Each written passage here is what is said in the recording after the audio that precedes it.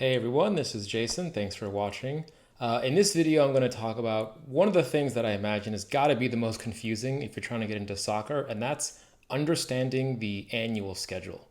Between club football and international soccer and the several different tournaments that every club is competing in during a schedule, it's really hard to understand. So this video is going to cover basically the ins and outs of that. So to start with, again, this channel is for people who are getting into soccer and don't know too much about it and want to learn some like the basics of how to watch it and how to understand it. So that's what I'll be covering in this video and others. Please check them out if that sounds appealing. But starting with the schedule. So first of all, there's two different things. There's club soccer, which is the professional team anyone plays for. And there's also international soccer. So the club someone plays for is something like this, Dortmund from the German league, or a player could also be playing for their national team, Italy or Spain or Germany, something like that.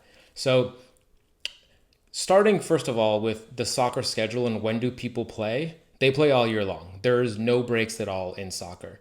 Most professional leagues in Europe, at least, go until May and they start again in August. But in the summer, they're playing the entire time. There's really no breaks. The games may matter less for the clubs, but there's probably international games going on. And even the games that don't matter for the clubs, they're still happening. There's still travel involved. So I'm going to cover all of that now. So first thing is, though, understanding where to even watch these games. I'm going to use the Premier League as the example. It's the league that I spend the most time watching, and just how difficult it is even is to watch there. In the US, if you want to watch the Premier League, you need to have Peacock, which is NBC, to watch most of the games. But they have enough games on NBC, USA, that you also annoyingly need to also have a live TV provider. So you need both of those to watch all the domestic league games. But if your team is also in one of the European tournaments, like the Champions League or Europa, a Europa Conference, you then also need Paramount Plus to watch that. But let's say you also want to watch one of the domestic cups, like the FA Cup. You then also need ESPN Plus to watch it. It's really annoying. You need 4 different streamers to basically watch every match your team is playing in, but that's just kind of where we are today.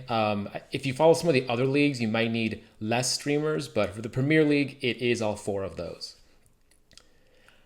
So I did mention Europe plays between August and May, but that's just the European leagues. It's totally different on the other half of the world. In the US, the MLS plays between February and October. Really relevant Argentinian and Brazilian leagues, they play from May until December. So there really is no consistency across when people are playing and when you should be watching. But for the purposes of this video, I'm going to be talking about Europe because that's where the most well-regarded leagues are. And there's a good chance if you're going to be watching the very best of soccer, you are watching one of the European leagues, probably England, Spain, Germany, or Italy. So as a fan, this is really, really great. We get to watch soccer basically all the time, but it does mean there really is no break. If you just take a couple of weeks off, you've missed maybe important matches. But all that is said and good. I think the more important thing is on the player side. Really, there are too many games for players nowadays. Everything is about money. The professional clubs want to make more money so they can buy better players and be more successful. The way they go about doing that is getting better TV rights, but also playing in more matches. So when the season is over, they're going on international tours and having essentially worthless matches, but making their players go and, getting millions of dollars per match in the US, but it is still taking up the players' time. You also have FIFA, the world governing body for soccer. They also want to make more money. They are expanding the World Cup to have more games and more teams the next time around. They're also radically expanding the Club World Cup, which is again going to mean more games, more time of the players being asked, which unfortunately means there's less rest time for those players. If they get injured, they're going to be pressured to come back quicker. They don't have more time to rest and heal up, and therefore more likely cause another injury. It is a problem. The players are seriously talking about going on a strike, and honestly, I don't want to miss any soccer, but I do think it's probably for the best long term. With all that out of the way, let's look at the different tournaments and leagues that a given team in the Premier League may be playing. So this is relatively going to be the same for if you're following a team from Italy or Spain or Germany. Some slight changes here and there. Germany actually takes 3 weeks off towards the end of December just to give players a break, and because honestly the weather is kind of terrible at that point. But for the most part, this is going to be the same across all the European leagues. In your domestic league in England, the Premier League, there's going to be 38 matches. There's 20 teams in your league. You play every team twice, once at home, once away, for a total of 38 matches. They're for the most part going to be on Saturday, Sunday, every once in a while, plan on a Friday or Monday game. Now, if your team is finished in the top 7 in England, you're playing in a European league. Now, that's the Champions League, that's Europa and Europa Conference. This is a really, really cool separate league happening in parallel to the domestic season that essentially is a separate tournament of the very best in Europe. Teams that finish in 1st through 4th in England make the Champions League, 5th and 6th in Europa, and 7th place Europa Conference. And that's similar enough for the big leagues, and then a handful of teams from the smaller domestic leagues in Europe also do that as well. So basically, on the weekend, you're seeing who is the best team in England playing in the domestic league and the Premier League. But then on Tuesday, Wednesday, Thursday, you're seeing who is the best team in all of Europe. So a team could be fighting to win both in the same season. It's really, really cool and a nice way to never have too long of a break in between any matches. Now, if the club you're following didn't make any of those European tournaments, well, unfortunately, they're not going to be playing then, so you only have one game a week, but that's why everyone's always fighting for finishing relatively high. In addition to, obviously, money you get, you also get to then play in really, really prestigious tournaments. That means more money. That also means more players want to come play for your club. So those are definitely the two biggest tournaments that everyone is primarily concerned about. If you win either one of those, that's a major, major award. Definitely a step down, but still something that everyone cares about is a domestic cup.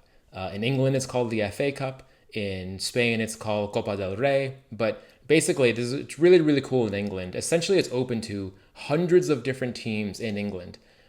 Teams that are way, way down the professional pyramid, all the way up to the very top Premier League teams.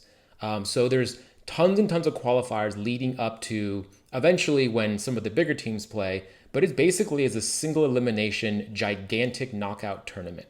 So you can see in November, the 3rd and 4th tier division join the FA Cup elimination rounds. And then in January, the top 2 divisions, the Premier League and the Championship, they join.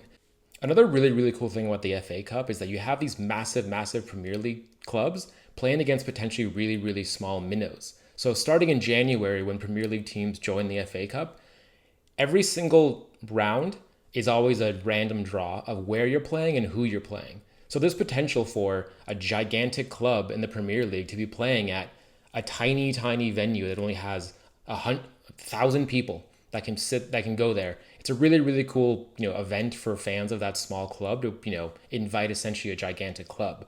But conversely, those tiny, tiny clubs could also be drawn to play at one of the massive stadiums of a huge Premier League club. And because they get half of the ticket sales, money from that one game alone could quite literally pay for years worth of overhead for that club. So financially, it's also a massive, massive boon for them. There's really cool stories always happening, and you always have massive upsets. You can have these tiny, tiny teams beat a Premier League club if they're not maybe putting out their starting 11 that normally is their best because they're prioritizing the domestic league or the Champions League. So really, really cool. Always worth checking out. There's always at least a couple of massive upsets every single year. Also in England, and only in England, none of the other countries have this, there's another tournament called the Carabao Cup, which is essentially a copy of the FA Cup, but it's just a little bit more restricted. Instead of being open to almost everyone in England, this is only open to the top 4 divisions of England's leagues. So League 1, League 2, the Championship, and the Premier League. Honestly, I don't understand why this is even a thing. It's the same as the FA Cup. No other country does it. The prize winnings are incredibly small, and winning the trophy is definitely seen as the lowest of all the trophies you can win among the big 4, being the League, Champions League, FA Cup, and then Carabao Cup. It doesn't really matter. Also, winning it doesn't really give you anything, versus if you win in the FA Cup, you are automatically given a spot into the Europa, even if you don't finish in the top 7. So that's a pretty big deal. So the Carabao Cup, in my opinion, really doesn't make sense, should probably go. Another really cool thing about the FA Cup is that the winner of the FA Cup will always play the winner of last year's domestic league Premier League title. So the very first match before the season even starts is the Community Shield. It's 1 week before the season starts. Really cool to kind of have a season start that way. Basically, someone can win a trophy before the first kick of the new season starting. So always something to look forward to. All of that is the professional club games happening during August to May, but there was also international matches that happen in that time. Unfortunately, the league has to just stop several times a season just to accommodate international breaks. But you can see here that there are several times when countries have to meet up with their players and play in qualifying matches for regional tournaments that are happening later, like the Euros, the Copa, things like that, or also potentially for the World Cup itself. So those happen several times during the season where just all the domestic leagues stop. So that is 8 matches per season. Europe also has this thing called the Nations League. They're trying to make it seem more important than it is, but essentially it's like a wannabe Euros mini tournament that doesn't really matter, to be honest. So just because the season is over in May, though, it doesn't mean that the teams stop playing. Because getting your name out there and getting exposure and more money is so important to all clubs, essentially as soon as the season is over, clubs immediately go on friendly tournaments around the world. Just this summer in the US, Real Madrid, Barcelona, Manchester United, AC Milan, they were all in the US playing friendlies that don't mean anything at all, but it got them a lot of money, it got them a lot of exposure. I think there were matches where 80,000 people were watching them and clubs are making millions of dollars per match. So that is happening as soon as the season is over. It also happens right before the season starts. So players don't get that time off from their professional club. And then in the middle of the summer, there's very often international tournaments happening as well. So this past summer, we had both Copa America and the Euros. So we had basically the very best from North, Central, South America, and Europe all playing for the national teams. We then had the Olympics, so a lot of players playing there as well. And you can see here that over the next 4 summers, how busy everyone's schedule is going to be. In 2025, you have the Club World Cup, which is the best teams, professional clubs from all around the world playing in a much, much larger tournament than it used to be. That'll be in the East Coast of the US. At the same time, you have the Gold Cup, which is the North and Central American continental tournament happening on the West Coast of the US. And then in December to January, you have the African Continental Tournament.